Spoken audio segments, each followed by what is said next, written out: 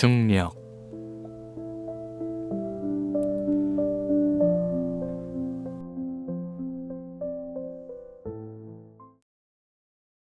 지독한 권태, 끊임없이 견디게만 하는 중력. 중력이 없으면 날아가 버릴지도 모르지. 하지만 붙잡고 있은들 무엇이 나은가. 어쩌면 하늘은 땅과 다른 게 아니었을지도 몰라. 날아가 버릴 사람들은 하늘에 집을 짓고 살았어야 했던 게 아니었을까? 그러나 하늘의 소망일까, 땅의 소망일까, 하늘이 비어있는 것은 비좁은 땅에서 날개는 거추장스럽기만 하다. 의도치 않게 날개에 부딪히는 사람들, 그건 너의 날개인가, 나의 날개인가? 동우의 일기 중.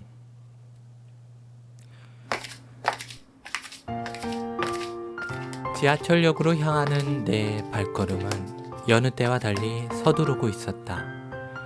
오랜만에 걷는 출근길이었다. 발걸음 속도가 힘에 붙였다.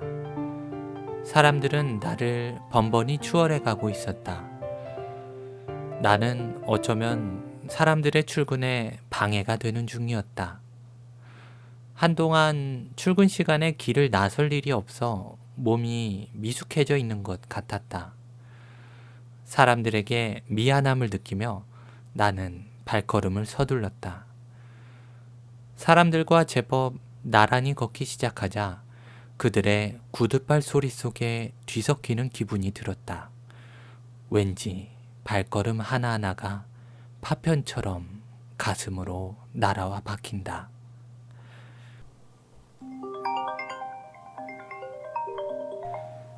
며칠 전 친구가 갑자기 연락을 해왔다. 자기가 병원에 입원을 할 예정인데 그 기간 동안 자신의 빈자리를 좀 대신해 달라는 것이었다. 친구는 허점이 없는 완벽주의자였는데 어쩌다가 몸을 입원할 지경까지 만들었을까 싶어 염려를 했다. 친구는 별일은 아니고 과로로 인한 것이라며 조금 지쳐있던 김에 얼마간 쉬어가려는 것이라 했다. 부디 도와주면 고맙겠다는 소리에 나는 별말 없이 알았다고 하였다. 친구는 사립고 국어교사였고 나는 전직 국어교사였다. 우린 한때 교사로서 교류하던 사이였다. 학생들이 보이기 시작했다. 학교가 가까워지고 있었다. 설레는 기분. 어딘가 깊은 곳에 잠들어 있던 감각이 살아나려고 꿈틀거리는 듯한 느낌이 들었다. 학교에 대한 그리움이나 추억 때문이었을까? 아니면 오랜만에 출근길을 통과해온 때문이었을까? 이윽고 가슴이 답답해졌다. 숨을 크게 들이쉬었다 내쉬며 떠오르는 감각을 눌러보려 했으나 잘 되지 않았다. 나는 적잖이 당황스러웠고 가방이 무거워지고 발걸음에 힘이 풀리는 기분이 들었다. 정신이 살짝 혼미해지려고 할 무렵 어디선가 웃음소리가 들렸다.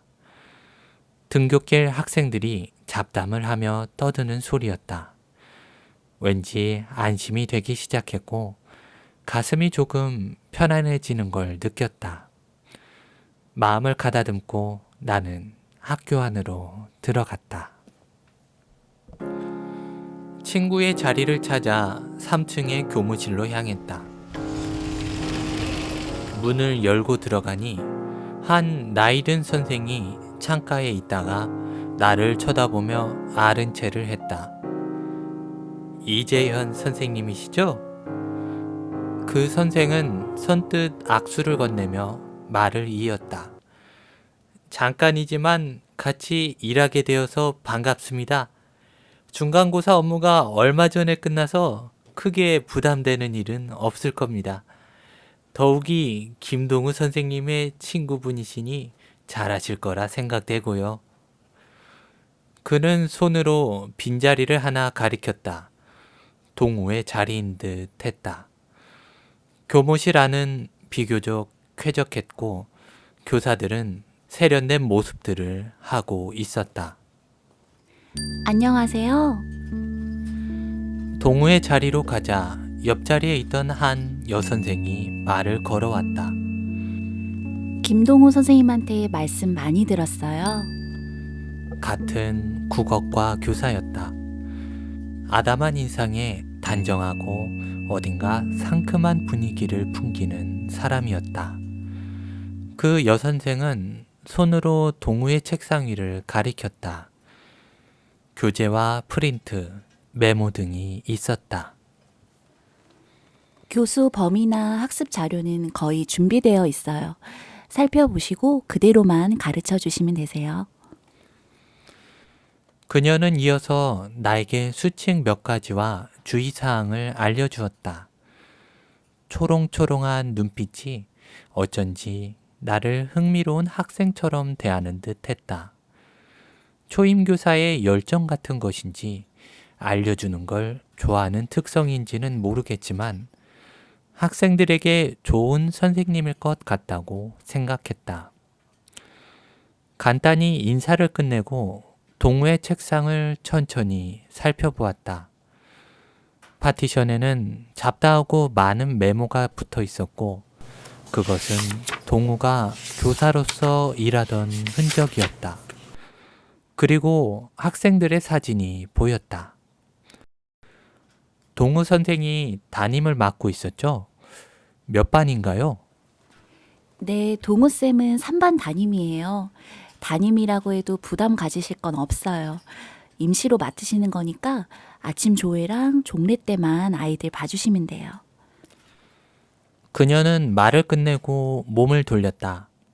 그러다 다시 나를 보며 말했다. 아참, 재현 선생님 글을 쓰신다고 들었는데요.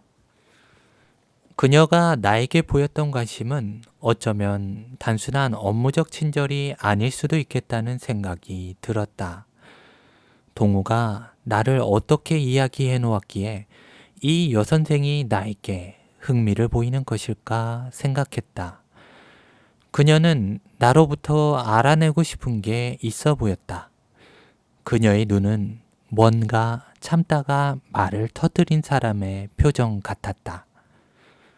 네, 그냥 종종 쓰는 정도예요. 대단한 건 아니고 시를 좀 좋아하거든요. 제가 문학에 관심이 좀 있어서요. 아니 뭐 국어 선생이니까 당연한 거겠죠? 시 쓰는 사람을 가까이서 보는 건 처음이라서 종종 글에 대해 여쭤봐도 괜찮을까요? 네, 편히 말씀하세요. 저도 업무적으로 신세 좀 질 것 같으니까요.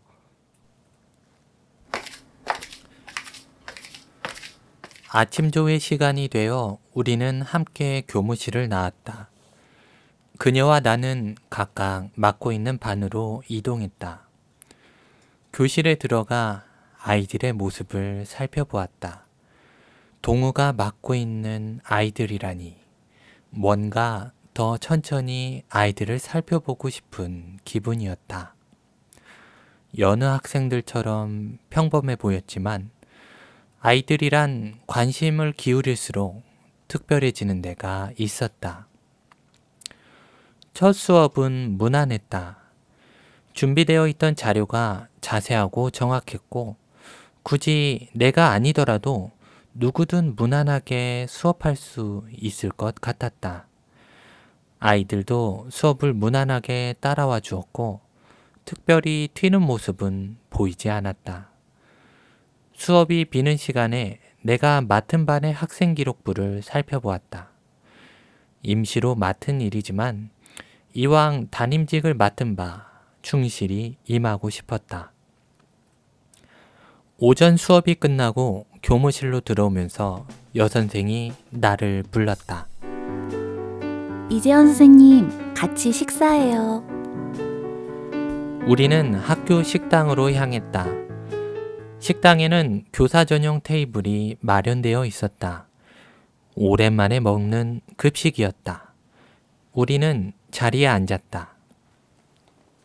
아침에는 경황이 없어서 제 이름도 안 알려드렸네요. 다시 인사드릴게요. 저는 정선영이라고 해요.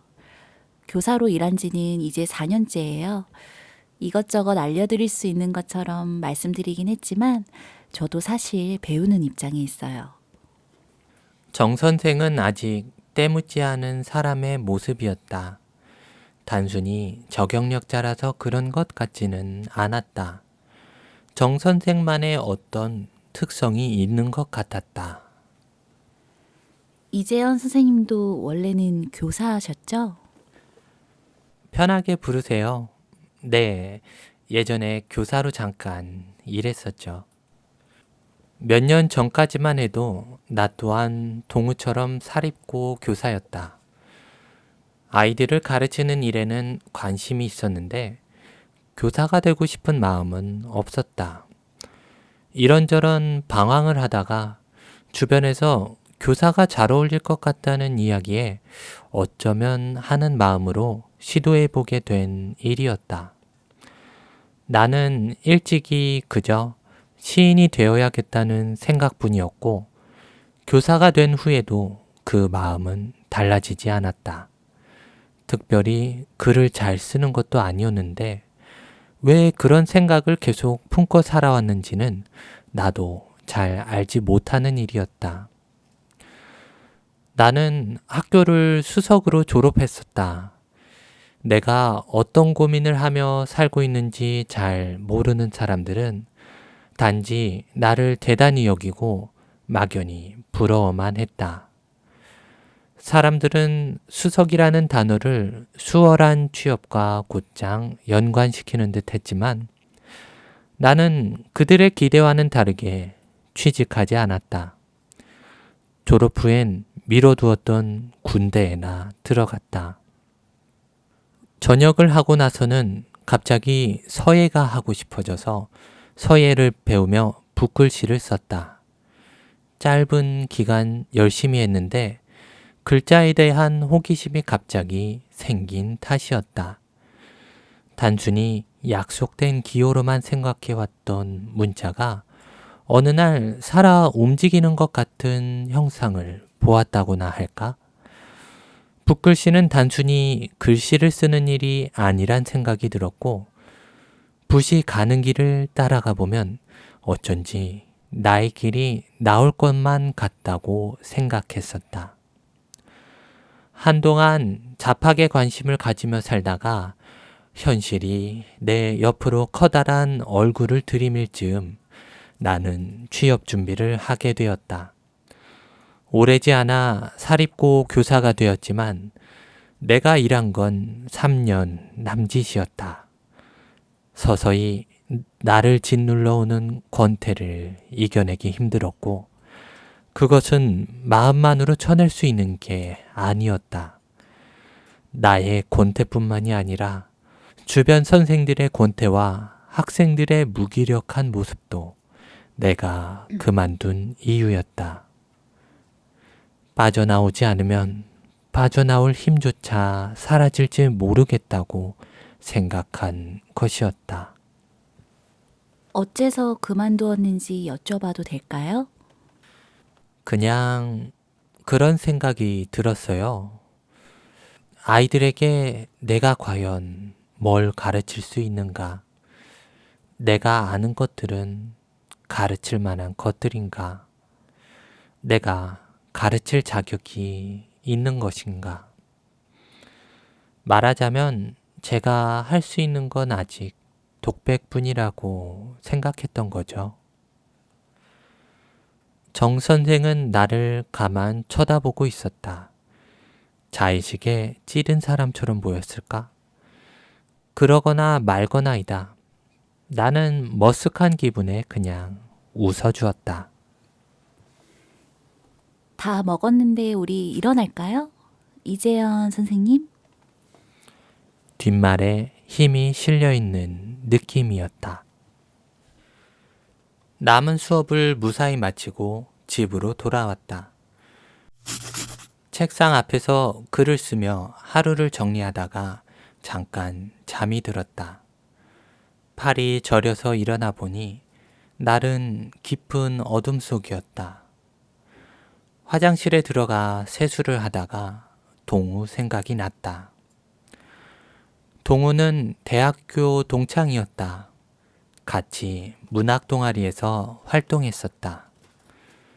동우는 2학년 무렵 신춘문예에 당선이 되어 시인으로 등단을 했고 문학 유망주로서 대우를 받던 녀석이었다.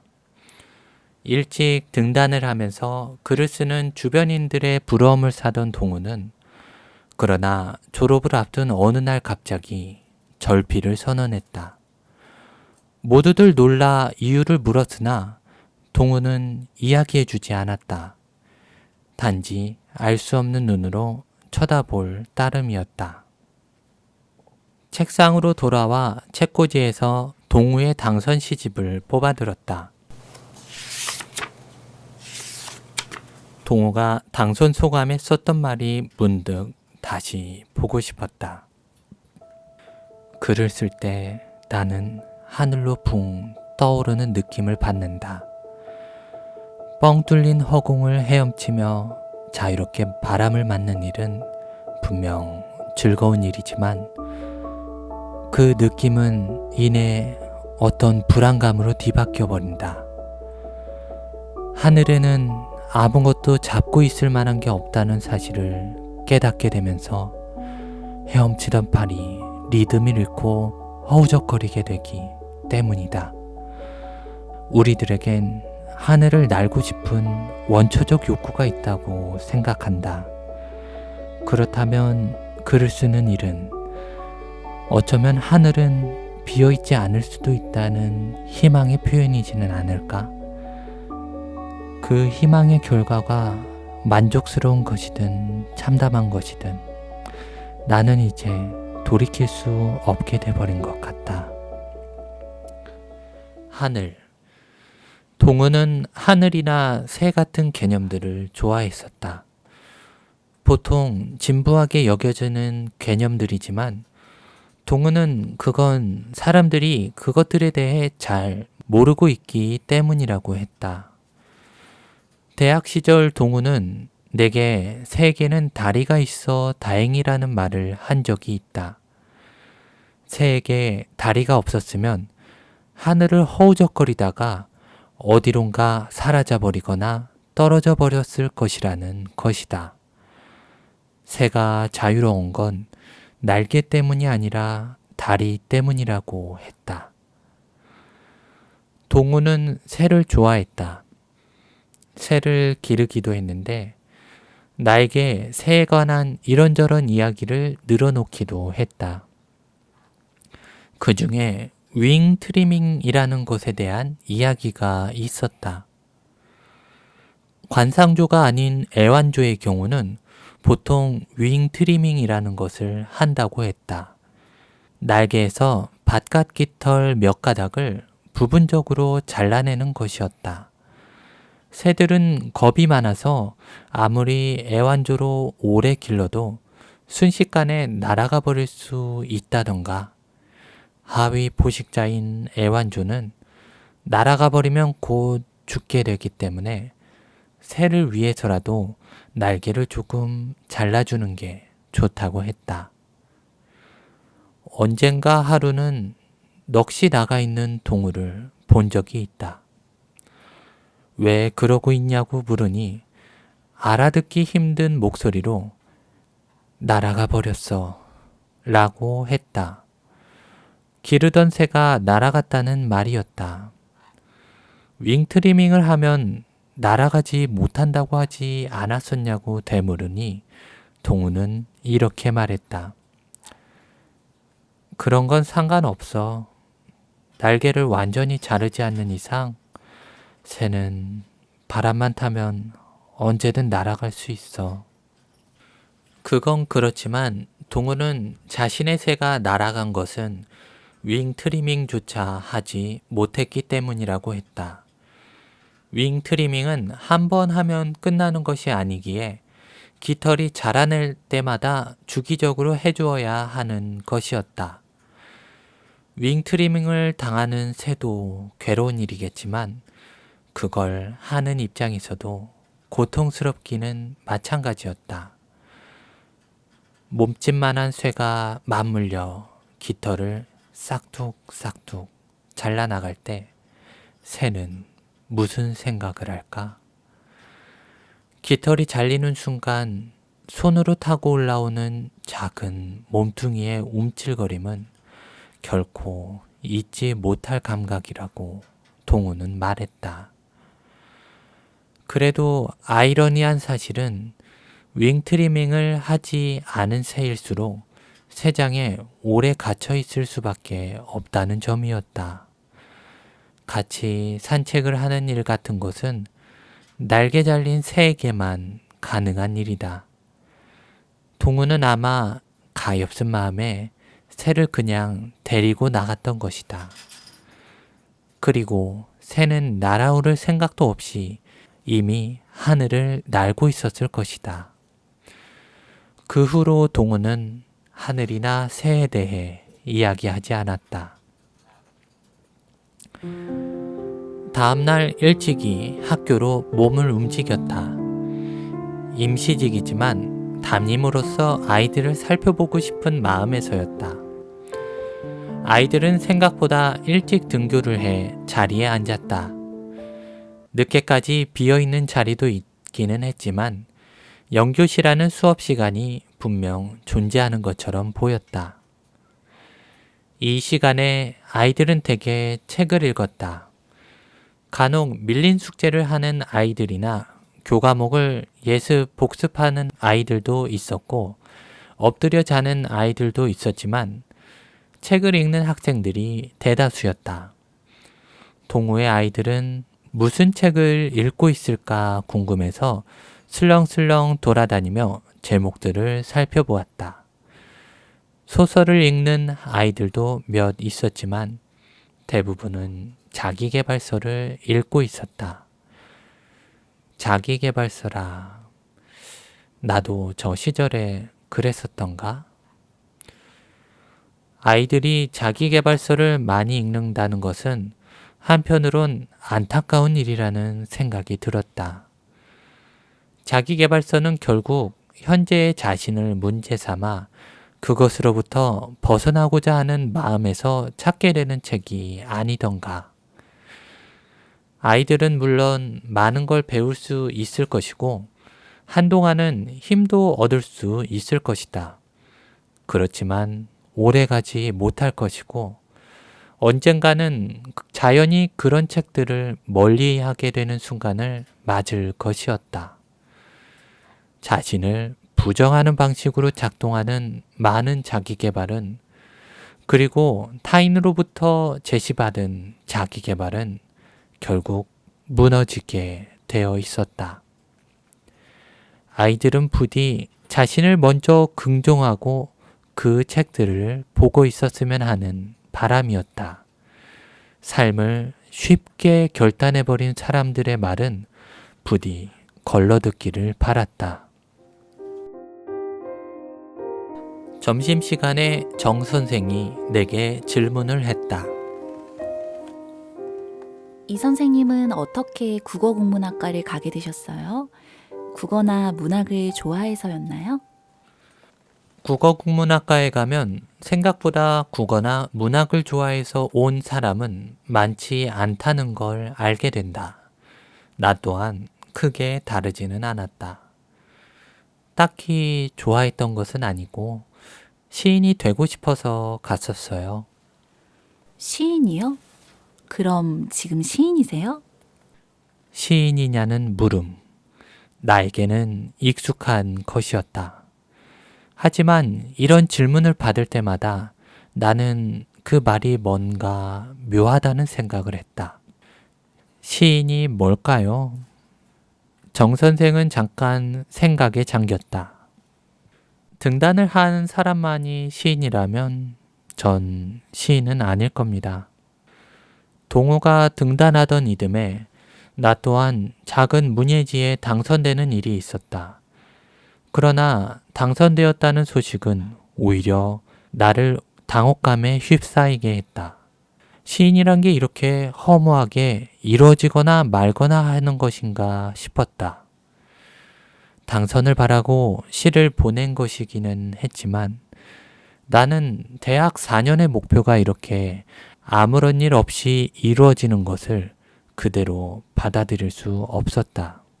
나는 아직 시인이 될 준비가 되지 않았었고 나는 그 당선을 취소해달라고 요청을 했었다.